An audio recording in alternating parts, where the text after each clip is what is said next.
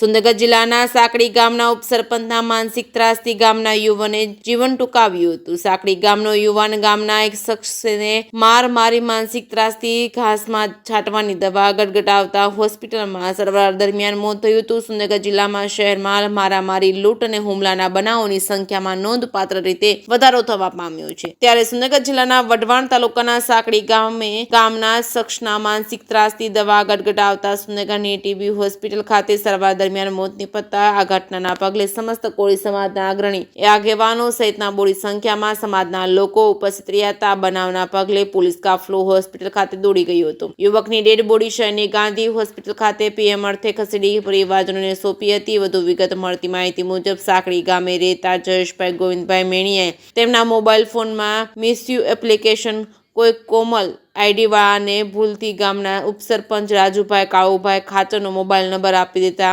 રાજુભાઈ ઉશ્કેરાઈને જયેશભાઈ મેણિયાને ગામના ઝાપે ઢીકા પાટોનો માર મારી તેમના બાઇકમાં બેસાડી ગામના ચોરે લઈ ગયા હોય અને માફી મંગાવતો વિડીયો ઉતારી ગામના ચોરે જાહેરમાં માર મારેલ હોય અને તારા ફોનમાંથી બધું ડિલીટ કરી નાખજે, જો કોઈને કહેતો નહીતર જાનથી મારી નાખવાની ધમકી આપી હતી અને મારો મોબાઈલ નંબર કોકને કેમ આપે છે? કચ્છવાળા કોમલબેન મારી સાથે બોલાચાલી કરે છે તેવું તું દવા પીને મરી જાજે અને આ ગામમાં દેખાતો નહીં। આ વાતથી જયેશભાઈ મેણિયાને લાગી આવતા તેમના ઘરે બાથરૂમમાં ઘાસમાં છાંટવાની ઝેરી દવા ગટગટાવતા સુંદરગઢની હોસ્પિટલમાં સારવાર અર્થે ખસેડવામાં આવ્યા હતા। ત્યારે સારવાર દરમિયાન ટીબી હોસ્પિટલમાં આજે મોત નિપજતા સમાજમાં શોકની લાગણી વ્યાપી જવા પામી હતી।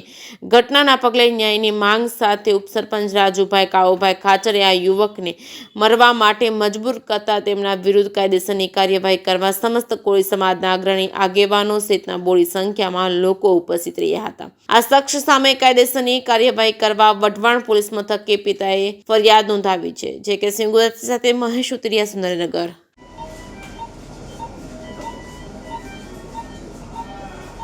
મને માર્યો પછી મેં કીધું માસ્ટર પોલીસ નંબર અપાઈ ગયો હતો બીજાને ને પછી મને મારવા મળ્યા અને પછી મારો વિડીયો ઉતાર્યો મોટરસાઇકલ હતું ને વિડીયો ઉતાર્યો પછી મને મોટરસાઇકલમાં બેવરાજને લઈ ગયા અને ચાપે મારીને પછી મને કીધું નંબર ભૂલ થઈને ભાઈ મેં અપાઈ ગયો પછી મને મારવા માંડ્યા અને બહાર લઈ ગયા અને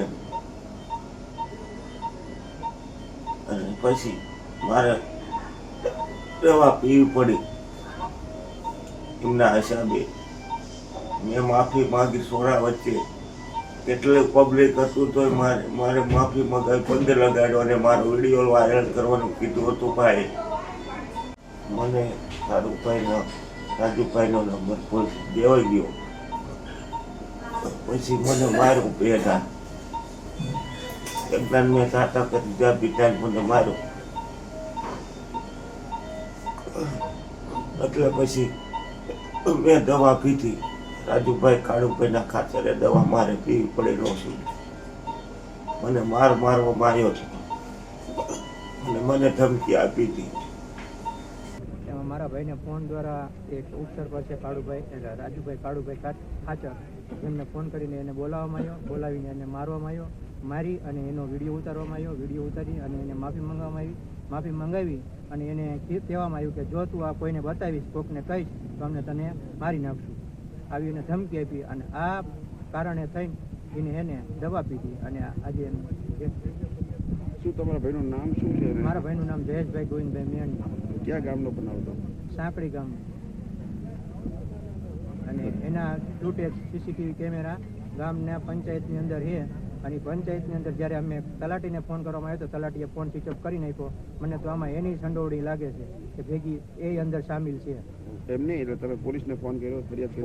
પોલીસ ફરિયાદ કરી હતી। અમે 13 તારીખે જ્યારે દાખલ કર્યો ત્યારે હોસ્પિટલમાંથી આવેદનપત્ર આપી દીધું હતું।